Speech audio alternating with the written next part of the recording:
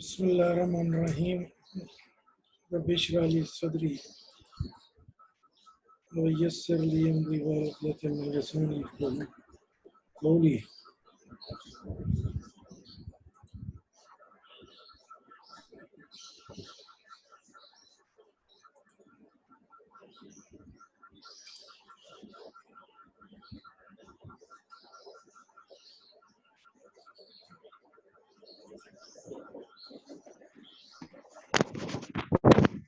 तमाम लोग अपना माइक जो है ऑफ कर दीजिए।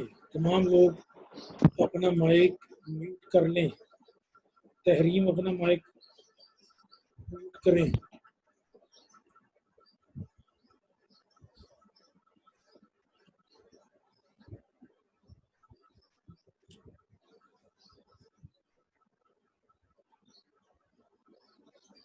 Join meeting.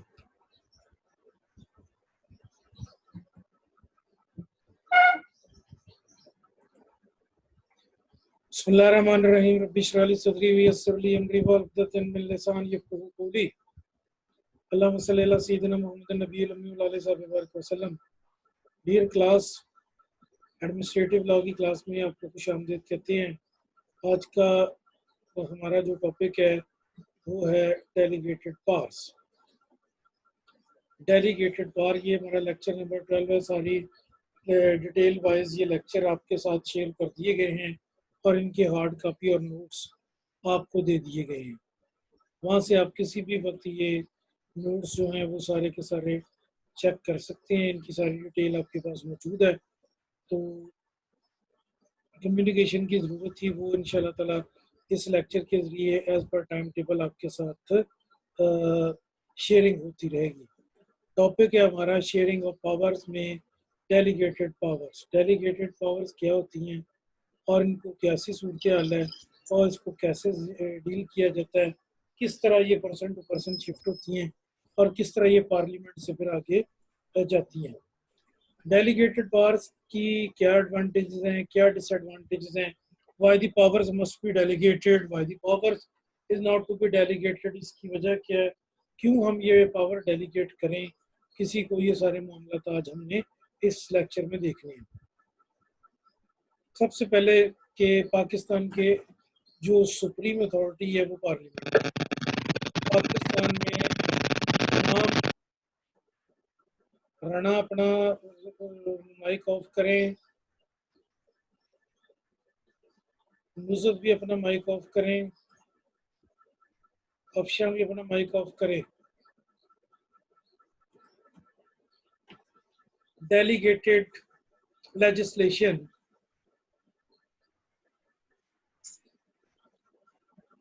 that is passed otherwise than in an act of parliament, an enacting act or parent act confers to the power to make delegated legislation on the government minister or another person or a body.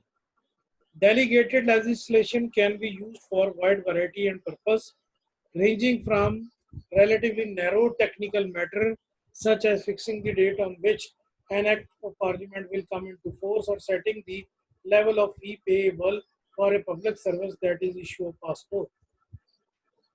Delegated of powers का मतलब है कि हमारे पास जो powers parliament के अंदर दी गई हैं उन पावर्स को आपने आगे शिफ्ट करना है लोगों को। किस तरह ये शिफ्ट करना है, इसके लिए हमारे पास लेजिस्लेशन होनी जरूरी है। As you know very well that legislation is maybe in the form of an act or maybe in the form of an ordinance. If it is in the form of an ordinance in the federal, it is of 120 days, valid for 120 days, 120 दिन के लिए ये valid है। और अगर ये आप समझते हैं कि भाई,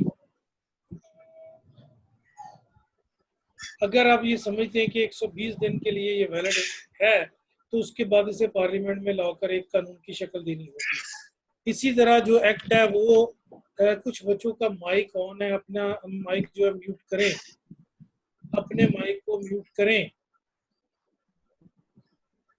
मानूर अपना माइक म्यूट करें।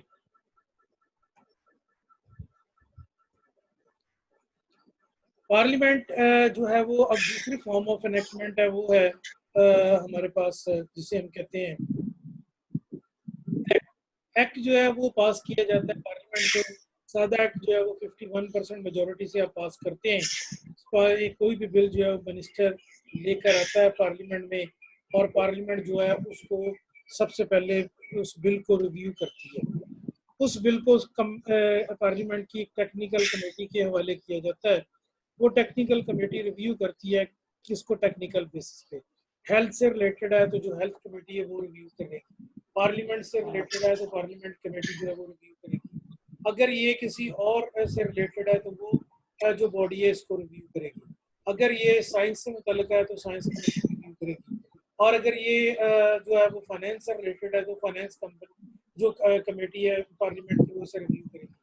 वहाँ पर उसमें कमेटी के अंदर पार्लियामेंट के इसमें से जो मेंबर्स होते हैं एमएनएस, वो अपोजिशन से भी और उसके बाद जनाब गवर्नमेंट बेंचेस से भी, वो सारे के सारे इसके अंदर बैठते हैं और वो इसको रिव्यू करते हैं। और इसको रिव्यू करने के बाद इसकी सारी डिटेल चेक करते हैं, इसकी सारी डिटेल क्या है, क्या इसका सारा मामला है।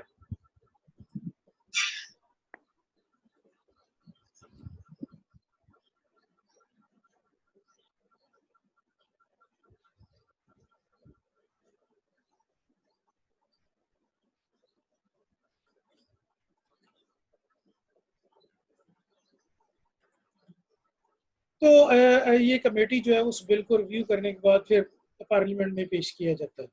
पार्लियामेंट में पेश करने के बाद ये बात देखी जाती है कि इसके ऊपर अब वोटिंग करवाई जाए।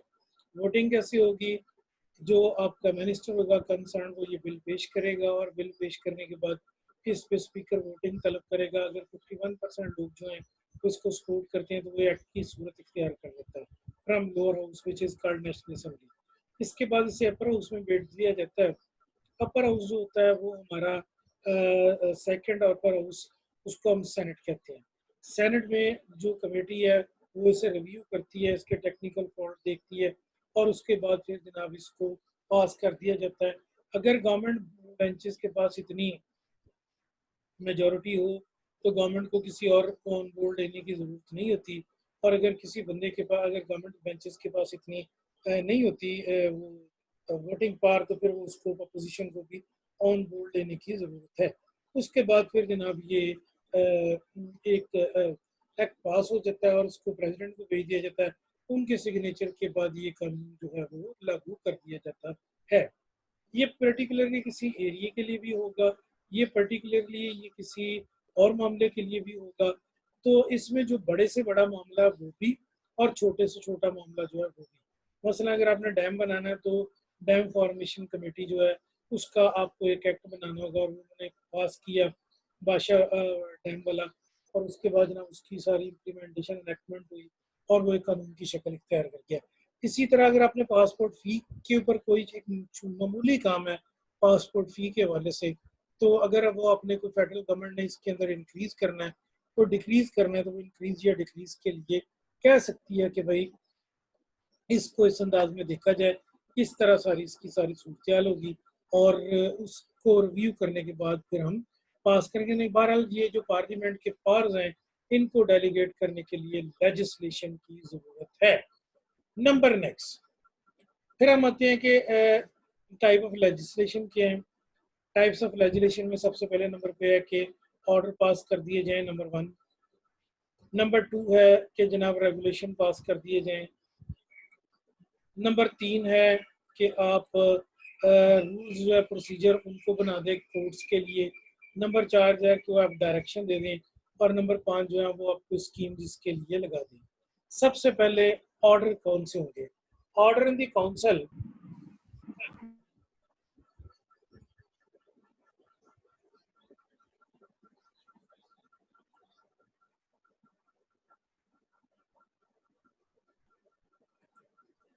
सब लोगों को आवाज आ रही है मेरी? Yes sir. आप कौन है? आवाज आ रही है?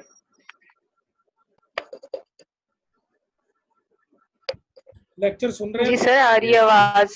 जी जी कासिम दिलमीर, अपना ये माइक ऑफ करो भाई। सर कट कट के आ रही है थोड़ी सी। अपना किसी ऐसी जगह बैठो जहाँ पर सिग्नल पूरे हैं।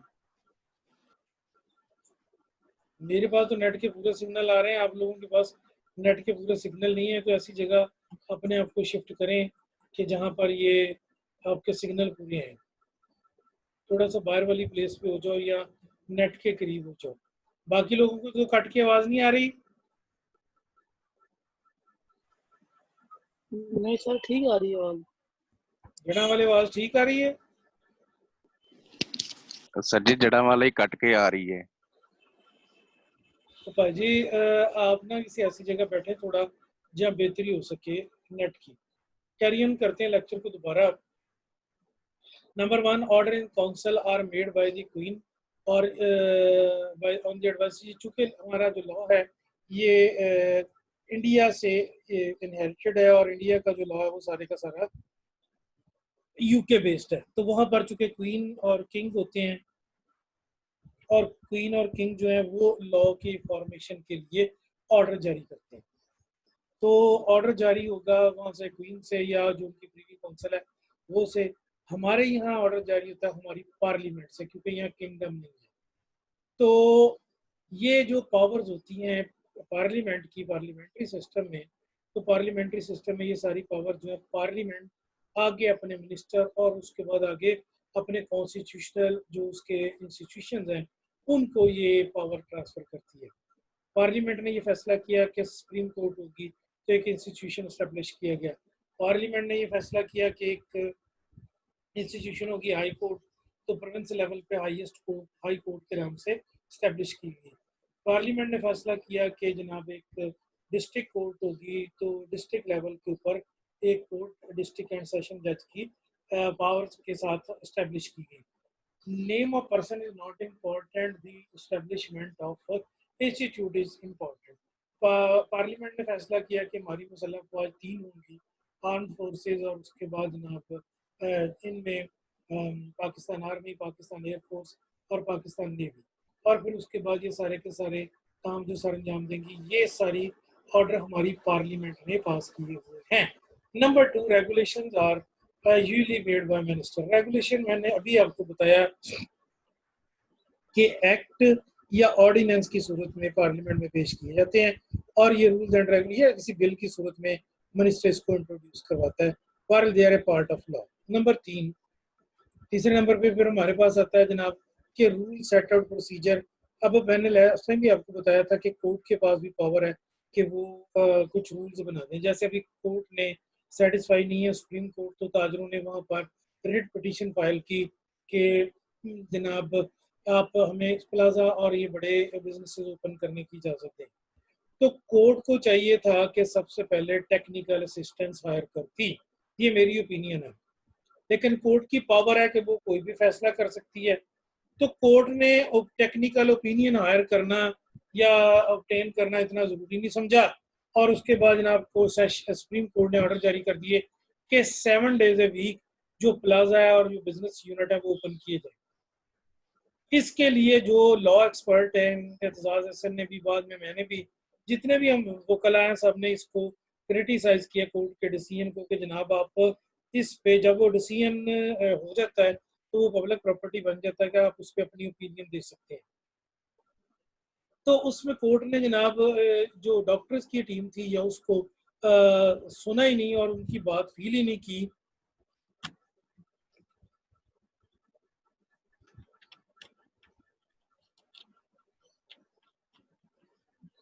सुना ही नहीं डॉक्टर्स को और उनकी ओपिनियन फील ही नहीं किया और उनको कॉल ही नहीं किया, और उसके बाद जनाब स्ट्रेट अवे एक डिसीजन दे दिया। अब ये कोर्ट ने डिसीजन इसलिए ताजरों की फेवर में नहीं दिया, वजह ये थी कि गवर्नमेंट का जो लॉ डिपार्टमेंट है वो सबसे ज़्यादा इस वक्त वीक है, तो गवर्नमेंट वहाँ इसको प्रॉपरली डिफेंड नहीं कर पाई।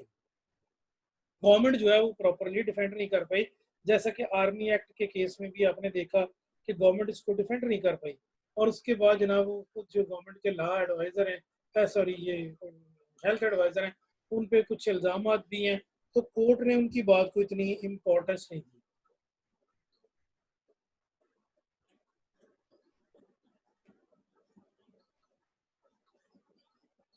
ये कौन सा आप स्क्रीन पे के साथ छेड़खानी कर रहे हैं भाई जी? तो गवर्नमेंट ने उनकी जनाब ओपिनियन को इतनी कोई राय नहीं दी, और उसके बाद इसको सारे मामले को उन्होंने उस अंदाज में देखा नहीं, तो कोर्ट को ये इख्तियार हासिल है कि भाई वो अपनी तरफ से ये सारे का सारा मामला जो है वो हैंडल कर सकती है।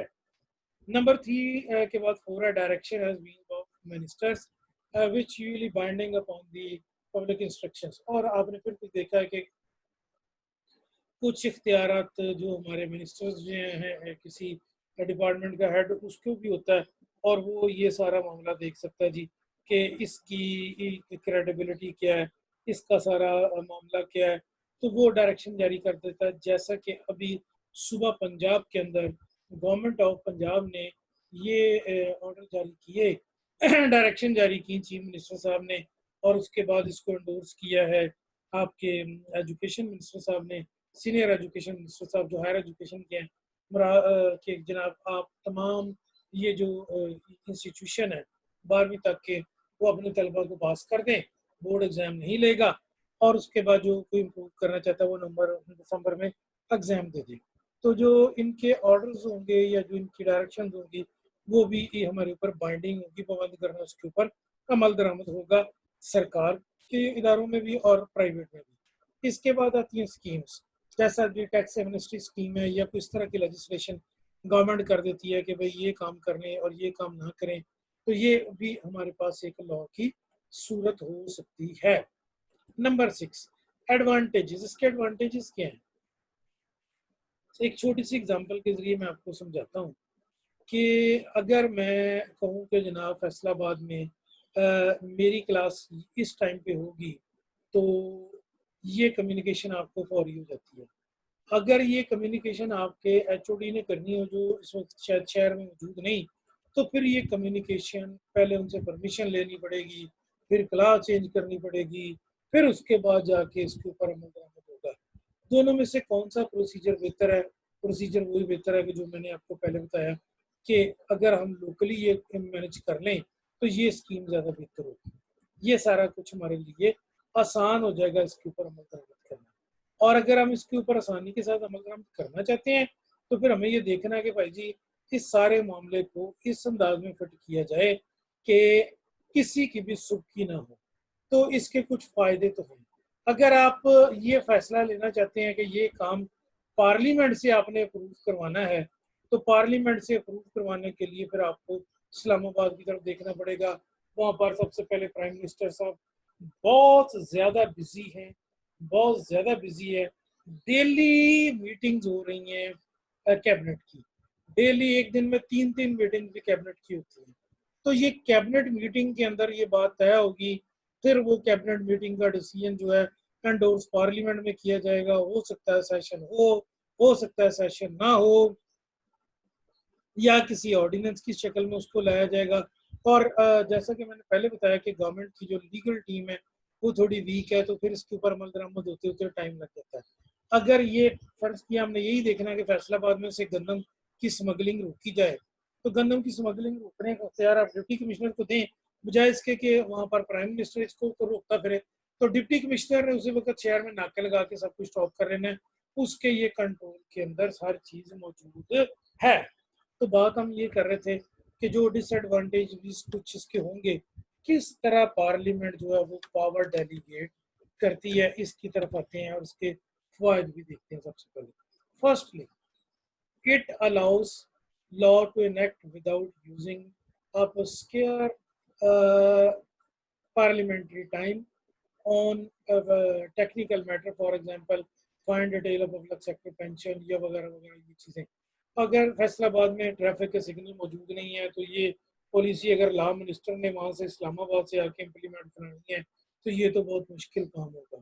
फिर हमें इख्तियारात नीचे मुंतकिल कर देने चाहिए किसको, हमें सीटीओ जो फैसलाबाद का ट्रैफिक अफसर है उसको जनाब ये इख्तियारात शिफ्ट कर देने चाहिए, ताकि वो फौरी तौर पे अपनी लोकल पुलिस को, ट्रैफिक पुलिस को ऑर्डर कर दे कि फौरी जाओ और जाके जिसने हेलमेट नहीं पहना हुआ या जो वो यूज़ नहीं कर रहा मास्क, उसका चलान करो या उसे समझाओ या उसे फ्री मास्क दो या कोई और यूज़र फ्रेंडली बिहेवियर। तो इसलिए हमें ये सारे मामला बेहतर है कि इसकी जो पावर्स हैं वो नीचे तक शिफ्ट कर दी जाएँ, लोग इस पे अमल दरामद कर सकें। Secondly, it allow laws relating to technical matter to be prepared by those with the relevant expert opinion. अच्छा जी, एक और सूरत भी कि अगर आप ये देखना चाहते हैं कि इसका और फ़ायदा क्या है, तो इसका फ़ायदा ये है, मैंने भी आपको बताया कि एक्सपर्ट ओपिनियन के लिए अगर आपने हेल्थ के लिए कोई लॉ बनाना है तो आपको डॉक्टर्स को इन्वॉल्व लेना होगा। अगर आपने हेल्थ के बजाय किसी और के लिए लॉ बनाना है, अगर आपने ट्रैफिक के लिए कोई लॉ बनाना है तो ट्रैफिक के बंदों को ऑन लेना होगा। अगर आपने किसी और मामले के लिए कोई लॉ बनाना है तो उसके लिए उसको ऑन बोर्ड लेना होगा। तो जो लोअर लेवल होता है उस लेवल पे आप इसको इजीली टैकल कर सकते हैं। फिर उसके बाद नंबर नेक्स्ट हमारे पास आता है और क्या फ़ायदा है। और फ़ायदा ये है कि third, delegated legislation is flexible enough to deal speedily with the changing circumstances. फ़र्ज़ किया कि फैसलाबाद के एक इलाके में कोई प्रॉब्लम है तो गवर्नमेंट उस इलाके को सील कर देती है, अगर ये पावर आपने लोकल गवर्नमेंट को दी हुई है। और अगर ये पावर आपने लोकल गवर्नमेंट को दी नहीं तो उसने पहले पार्लियामेंट से अप्रूवल लेनी है, और पार्लियामेंट से अप्रूवल लेने के बाद ये कोई साहब स्क्रीन के ऊपर इस तरह की हरकतें कर रहे हैं, दिस इज रॉन्ग। ये जो साहब भी हैं मोहतरमा है, इनको कहें कि इस तरह ना करें, ये लेक्चर इस वक्त ऑनलाइन जा रहा है तो ये बात मुनासिब नहीं। और ये एमपीए की क्लास है, पढ़े लिखे लोग बैठे हुए हैं। मुझे बताइए, जब ये सारी क्लास में आप लोगों की अटेंडेंस भी मौजूद है, और अभी मैं बंदा भी लोकेट कर लेता हूँ कौन सा है, फिर वो प्रॉब्लम होगी। ये इसलिए मैं कोई सख्त लफ्ज़ भी यूज़ नहीं कर रहा क्योंकि ये ऑनलाइन जा रहा है लेक्चर। तो बेहतर ये है कि ये बच्चों वाली हरकतें करनी बंद कीजिए। और आई एम सॉरी टू से कि ये 8 दिन से मैं ऑनलाइन लेक्चर कर रहा हूँ, ये पहला कोई क्लास है जिसके अंदर ऐसी हरकत हुई है। This is the first class. और आप सेकंड सेमेस्टर यानी अपनी डिग्री अबाउट टू कंप्लीट है, तो अब ये सारी मेरी गुफ्तगू भी रिकॉर्ड हो रही है। और अभी मैं आपको बंदा भी लोकेट करके बता देता हूँ कि ये कौन है, उसका यहाँ पर फौरी तौर पे निशानदेही हो जाती है। फिलहाल मैं उसका नाम नहीं ले रहा, आपको लेक्चर के बाद बताता हूँ ये कौन सा भी मोहतरमा है। अगर कोई साहब छोड़ के जाना चाहते हैं तो ही और शी कैन। हाजिरी जो है वो ऑनलाइन सब लोगों की 21 लोग इस वक्त पार्टिसिपेंट है, तो 21 लोगों की हाजिरी ऑनलाइन हो जाएगी। ये हरकत ना करें, दिस लोग सॉल्व। अच्छा जी, डेलीगेटेड पावर जो है वो फ्लेक्सिबल, इसका मतलब ये है कि डेलीगेटेड पावर जो है वो जब आप नीचे इख्तियार दे देते हैं तो फिर वो फ्लेक्सिबल मेरे बच्चे हो जाते हैं। जैसा कि मैंने आपको इख्तियार दिया कि भाई आप ये स्लाइड्स प्रीपेयर करें, तो ये लेक्चर जो आप स्लाइड प्रीपेयर करने के लिए मैंने आपको दी, इस पे भी 1-2 बच्चों के कमेंट्स आए कि हमसे फलां अच्छा था, फलां अच्छा था, उसने ये किया। तो फलां अच्छा नहीं था बेटे, जब आपने कोई चीज़ रिव्यू करनी है, पढ़नी है, तो वही समझ लगनी है ना। ये बुक्स है, ये नॉलेज है, ये आपके दिमाग में फिट होना है, तो इसके लिए ज़रूरी है कि आप इसे रीड आउट करें। जब आप इसे प्रिपेयर करते हैं खुद, तो देन यू फील कि यार ये मेरे कंट्रोल में है, आई कैन वेल अंडरस्टैंड, मैं इसको समझ सकता हूँ। बात को आगे बढ़ाते हैं जी। अब इसके बाद है delegated powers can be criticise. हाँ, इसमें कुछ नुकसान भी है। एक लोग बच्चे को मैंने कहा कि भाई तुम ना ये असाइनमेंट प्रिपेयर करके अपलोड कर दो। हो सकता है वो उसने पूरे पेजेस लिखे ही ना हो, और हो सकता है वो उसने पूरे पेजेस लिखे हों। जिस तरह अभी आपने देखा कि हम ऑनलाइन क्लास कर रहे हैं, लेकिन कोई साहब या मोहतरमा ऐसे बैठे हुए थे जिनका मैं नाम नहीं लेना चाहता, तो वो जनाब क्या कर रहे हैं, वो आप लेक्चर की तरफ अटेंटिव ही नहीं है। तो लेक्चर की तरफ अटेंटिव का मतलब है कि जो इख्तियार आपको दिया गया आप उसको करेक्टली यूज़ करें। क्या क्या डिसएडवांटेजेस हैं भाईजान? Delegated legislation can be criticized on the ground that it is subject to less parliament security than primary legislation। अब सबसे बड़ा मसला इसमें जो जिससे के ऊपर है ये कि पार्लियामेंट के इख्तियारात कम हो जाते हैं। जब पार्लियामेंट की पावर्स कम हो जाएंगी तो लोकली काम बनना शुरू हो जाएगा। तो एन मुमकिन है फेडरल में बैठे हुए लोगों को पता ही ना हो कि फैसलाबाद, हरबंसपुरा में या लाहौर, मुगलपुरा में इस वक्त डिस्ट्रिक्ट मजिस्ट्रेट ने कौन सी 144 इम्पोज की भी हुई है या नहीं, उसको हो सकता पता ही ना हो, और हो सकता उसको पता हो। तो ये मुमकिन इस तरह की कैफियत हो जाए। In other disadvantages, it is sheer volume of laws that are pass delegated. इससे कानून साजी बहुत रैपिड हो जाती है। ज़ाहिर जब आपने पास करने वाले मकामी लोग हैं तो फिर आपने किसी को पूछना ही नहीं, फौरी तौर पे आप कानून साजी करते जाएंगे और उसका वॉल्यूम बढ़ जाएगा. Because of this bulk, there is a normally little publicity or knowledge about the changes in made. मैंने एक चेंज किया है कि जी being deputy commissioner of Faisalabad Mohammad Ali sahab ने कि फैसलाबाद से गंदम जो है वो दूसरे डिस्ट्रिक्ट में नहीं जाएगी या दूसरी तहसील में नहीं जाएगी या दूसरा जंग की तरफ नहीं जाएगी, क्योंकि लोग जो हैं वो फिर इसी तरह कंट्रोल करेंगे. उन्होंने जहाँ से सड़क बाहर निकल रही है वहाँ पर देखा कि फैसलाबाद में जितनी भी डिस्ट्रिक्ट से बाहर रोड जा रही हैं, डिस्ट्रिक्ट से बाहर मोटरवेज जा रही हैं, डिस्ट्रिक्ट से बाहर रेलवेज जा रही हैं, डिस्ट्रिक्ट से बाहर और जो भी मीन्स ऑफ मूवमेंट आप यूज़ करते हैं लोकोमोटिव जा रही है, वहाँ पर उन्होंने बैरियर लगा दिए और बैरियर लगाने के बाद जनाब ये कह दिया कि इससे हम स्टॉप करेंगे. तो ये जो लोकल लॉ है फैसलाबाद में हो रहा है, लाहौर में हो रहा है, ज़ाहिर है हर शहर का अपना कानून है, तो पार्लियामेंट ने तो इसकी अप्रूवल नहीं दी हुई. चूँकि आपने पावर डेलीगेट की थी तो हो सकता है पावर एडवांटेजेस में भी आ जाए लोग इसको, तो हम अपनी मर्जी के लिए भी यूज़ कर सकते हैं. However, there are both parliamentary and judicial control on delegated legislation which are discussed below. ये बड़ा अहम मरला है. ये जो स्टेटमेंट है, ये जो बात उन्होंने बयान की आखिर में, ये बड़ी इंपॉर्टेंट है कि पार्लियामेंट को और कोर्ट को ये इख्तियार हासिल है कि वो किसी भी कानून को रिपील कर दें या उसको रिव्यू कर लें. जैसा कि अभी पनामा केस में, जैसा कि अभी ये कोरोना केस में गवर्नमेंट ने जो डिसीजन किए थे कैबिनेट में, सुप्रीम कोर्ट ने उसकी डिटेल आपसे रिक्वायर की है. एनडीएमए को उन्होंने कॉल किया जनरल अफजल साहब को और उन्होंने बताया कि एक वर्कर के ऊपर या एक पेशेंट के ऊपर कितना खर्चा आ रहा है. तो उन्होंने बताया कि उसके ऊपर जनाब इतनी अमाउंट स्पेंड हो रही है. तो कोर्ट ने कहा इसकी डिटेल जब तक आप हमें नहीं देते हम सेटिस्फाई नहीं है, तो कोर्ट को सेटिस्फाई करना जरूरी है. तो कैबिनेट का जो डिसीजन था उसको सुपरसीड कर लिया कोर्ट के डिसीजन. कैबिनेट ने फैसला किया था कि सूबों को इख्तियार है कि वो बड़ी मार्केटें खोले या बंद करें, तो सूबों ने वो मार्केटें नहीं ओपन की. तो सुप्रीम कोर्ट में ये डिसीजन आ गया जिसकी पटिशन दायर की थी. ताजरों ने कि नहीं जनाब बड़ी मार्केटें भी ओपन करने की इजाज़त दी जाए, जो मॉल्स वगैरह हैं वो मॉल्स ओपन नहीं. और फिर आपने देखा है कि कोरोना बेकाबू हो गया. कोरोना जब बेकाबू हुआ तो ये बाज़ औक़ात पार्लियामेंट जो है वो ऐसे डिसीजन को देख सकती है.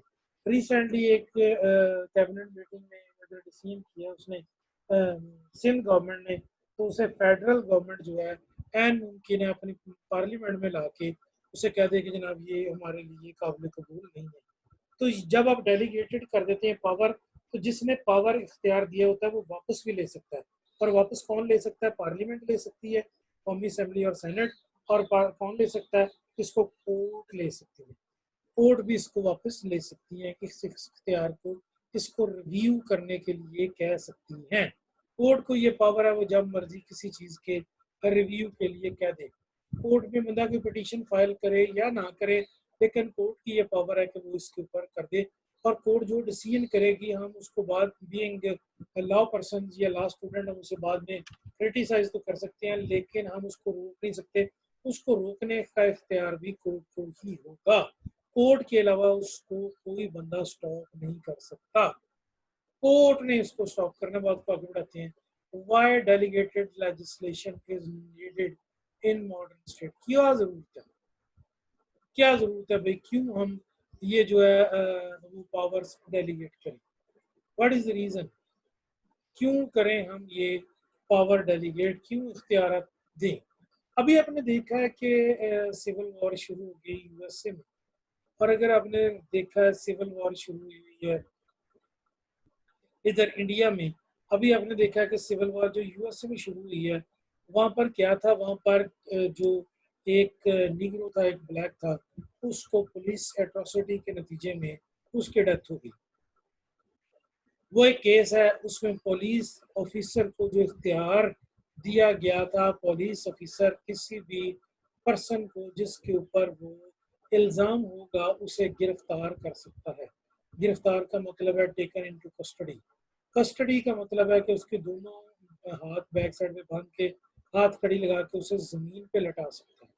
लेकिन उस जो वीडियो को जब हम देखते हैं तो उस वीडियो में नजर आया कि पुलिस अफसर ने उसके ऊपर नजायज अपने जो घुटने का दबाव है वो डाला। वो जब उसने 9-10 मिनट उसके ऊपर डाला तो एक तो उसके हाथ पीछे बंधे हुए थे,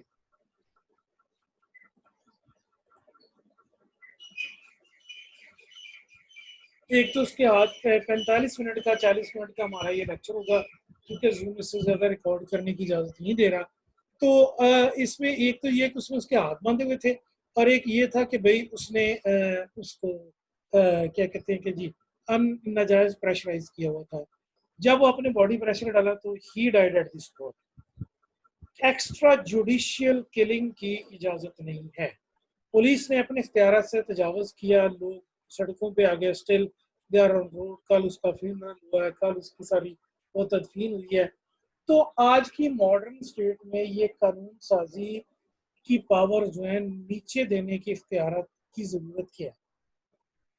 इख्तियार को नीचे शिफ्ट करने की ज़रूरत यह है कि हम जो सेंट्रलाइजेशन या कॉन्सेंट्रेशन ऑफ पावर है, जो कॉम्प्लेक्सिटीज पैदा हो जाती हैं गवर्नेंस में, या जो हमारा कॉम्प्लेक्स सिस्टम है, उसको हम सॉफ्ट करें और बिला वजह जो है वो आप एक ख़ास इंस्टीट्यूशन को एम्पावर ना कर दें। इसकी मैं आपको एक एग्जांपल देता हूँ। इससे पहले ये कोई साहब फिर डॉटेड कर रहे हैं, मैंने मना किया है स्क्रीन को डॉट ना करें। ये जो साहब है, ये मुहतरमा है, दोबारा मैं उनसे रिक्वेस्ट करता हूँ इस तरह ना करें।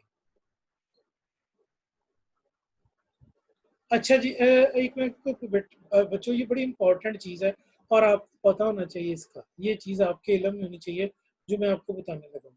एक लॉ स्टूडेंट होने के वाले से आपको अपने राइट्स का पता होना चाहिए। अब इसमें क्या पोजीशन है? पोजीशन ये है मेरे भाई कि अगर आप कोई पुलिस ऑफिसर किसी को इल्ज़ाम की बुनियाद पे अरेस्ट करता है तो उस पुलिस ऑफिसर की ये ड्यूटी है कि उसे करीबी कोर्ट में 24 आवर्स में पेश करे। अब उसको 24 आवर्स में जब वो पेश करता है तो पेश करने के बाद वो कोर्ट जो है उसको रिमांड दे देती है। लेकिन हमारे जो पुलिस अफसरान है वो उसको पकड़ के तो अपने प्राइवेट टॉर्चर सेल में रखते हैं या थानों में रखते हैं और मार पिटाई करते हैं। तो उसके बाद जनाब वो 3rd डिग्री उसके साथ यूज़ करते हैं जब तक वो मान नहीं जाता। मानने के बाद तो उसे कोर्ट में पेश कर देते हैं कि लीजिए जनाब ये वाली सूरत हाल, रिमांड बाद में लेती है, FIR नहीं काटती। अगर कोई बंदा इस तरह होस्टेज हुआ है और उसकी कोर्ट उसको प्रेजेंट नहीं कर रही कोर्ट के अंदर, तो ये हाई कोर्ट की पावर थी कि उसकी जो है इस तरह हुई है गुमशुदगी, या जो इस तरह उसको हॉस्टाइल किया गया या उसको अपसे बेजा में रखा गया है, कन्फिस्केशन उस पर्सन की हुई है। आप सुप्रीम कोर्ट में ये रेड पिटीशन दायर करते थे हाई कोर्ट में, और हाई कोर्ट आपको अलाउ करती थी बैलेट के साथ, और आप रेड करके बंदा पकड़वाते थे। अब यही पावर जो है वो डिस्ट्रिक्ट एंड सेशन जज को डिस्ट्रिक्ट लेवल पे दे दी गई। तो देखिए कितना बड़ा फायदा हुआ कि फर्ज किया झुमरे में ही कोई केस हुआ इस तरह, तो झुमरे में अगर किसी बंदे ने इसके लिए अपना राइट जो सॉर्ट आउट करना है तो वो पहले लाहौर हाई कोर्ट में जाता था क्योंकि फैसलाबाद में तो बेंच नहीं है। अब जब वो लाहौर हाई कोर्ट में जाता था तो उसके लिए उसको रिसोर्सेज इसी तरह के यूज करने चाहते थे। अब चूंकि डिस्ट्रिक्ट एंड सेशन जज फैसलाबाद में बैठता है और पावर इसको यहाँ पर एंडोर्स करती गई है, तो इसकी पावर एंडोर्स करने के नतीजे में अब ये आपको लाहौर हाई कोर्ट जाने की जरूरत नहीं। अब आपका मसला यहीं से हल हो जाना है और यहीं से ये सारी आपको इसके लिए अपने राइट प्रोटेक्शन के लिए सॉर्ट आउट कर सकते आप हैं। अच्छा जी, इसके बाद नेक्स्ट हमारे पास आता है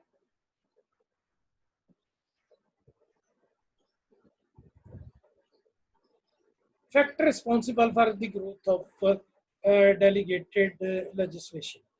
कौन कौन से हैं इसमें? सबसे पहले जनाब कि पार्लियामेंट जो है उसका पास टाइम नहीं है, इसलिए उसने एक बॉडी बनाई हुई है एक सोसाइटी की सेफ के लिए, सोसाइटी के अंदर अपने मामला जो हैं वो चलाने के लिए अपनी पावर जो है वो एंडोर्स कर देती है।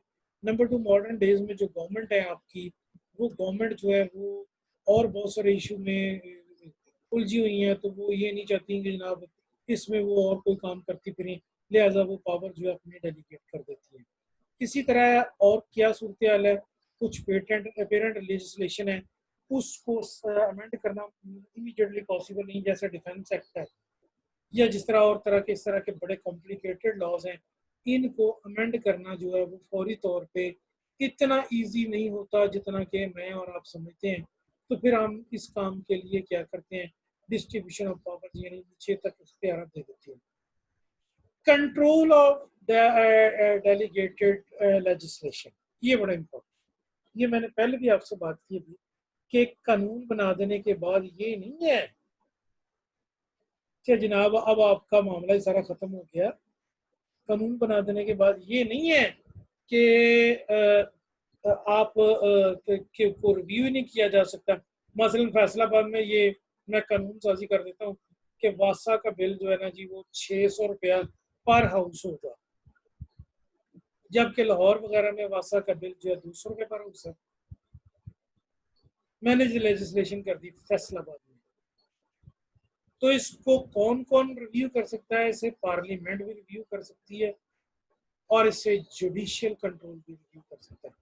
फैसलाबाद से कोई बंदा रेट पिटीशन दायर करेगा कि जनाब देखें ज्यादती हो रही है, लाहौर में ये अमाउंट है कितने रुपए 200 और फैसलाबाद में इन्होंने लेजिस्लेशन कर दी है कितने की, इन्होंने कर दी भाई 600 रुपए की, तो कोर्ट इमीडिएटली फंडामेंटल राइट्स हुए हैं उनकी प्रोटेक्शन के पे इस रूलिंग देगी कि ये लेजिस्लेशन गैर कानूनी है, इसे ख़त्म किया जाए। Number next, judicial review. Judicial review क्या होता है कि कोर्ट को हक हासिल है कि वो पार्लियामेंट की किसी भी कानून साजी को वो रिव्यू कर सकती है। इसकी एग्जांपल है दो। एक एग्जांपल है कि नवाज शरीफ का जब दौर का आखिरी हिस्सा था तो उस वक्त क्या पोजीशन थी, उस वक्त एक एक्ट इन्होंने पास किया था रिलीजियस चेंजेस का, तो उसमें जनाब वो खत्म नबूवत वाला या तौहीन रसालत वाले कानून को छेड़ने की कोशिश की, तो कोर्ट ने रिव्यू करके उसको बहाल कर दिया। उसी में उसको कि जनाब इसके अंदर आप चेंज नहीं कर सकते। इसी तरह भी गवर्नमेंट ने चेंज किया है कि जनाब हम कुछ करना चाहते हैं, पार्लियामेंट का साइज ये बढ़ाना है, ये करना वो करना है, तो इसके ऊपर भी कोर्ट अगर एक्शन लेती है या कंट्रोल करती है तो यह आपको गाइड कर देती है कि आपने इसके मुताबिक अपनी पावर्स यूज करनी है, तो फिर आप उसको यूज करने के पाबंद हैं। यहाँ एक बात जरा गौर से देखिए स्क्रीन की तरफ, एक वर्ड है अल्ट्रा वायरिस। अल्ट्रा वायरिस एक लैटिन वर्ड है, इसका मतलब है कि आपको इख्तियार नहीं।